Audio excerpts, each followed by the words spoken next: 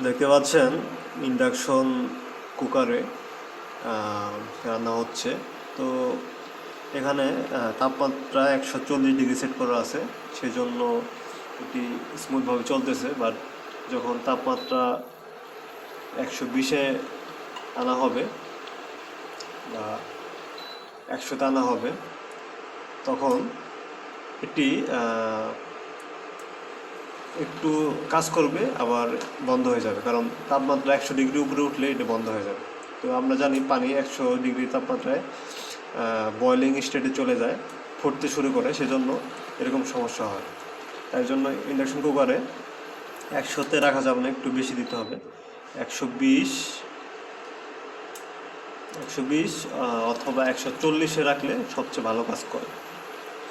তো বর্তমানে গ্যাসের যে অবস্থা, তো আপনারা চাইলে ইন্ডাকশন কুকার ব্যবহার করতে পারেন। এটি গ্যাসের থেকে মোটামুটি 40% সেভিংস করতে পারবেন। তো এটা ডিপেন্ড করে আপনাদের বাসায় লোড কীরকম। লোড কম থাকলে ইন্ডাকশন কুকার আপনারা ব্যবহার করতে পারেন, কারণ বিদ্যুতের ইউনিট এটা অনেক ক্ষেত্রে ভেরি করে। 75 ইউনিট পর্যন্ত একরকম রেট, 75 ইউনিটের উপরে গেলে রেট ডাবল হয়ে যায়, আবার 100-র উপরে গেলে রেট অন্যরকম হয়ে যায়। তো এটা ডিপেন্ড করে, সবার ক্ষেত্রে সেমভাবে কাজ করবে না।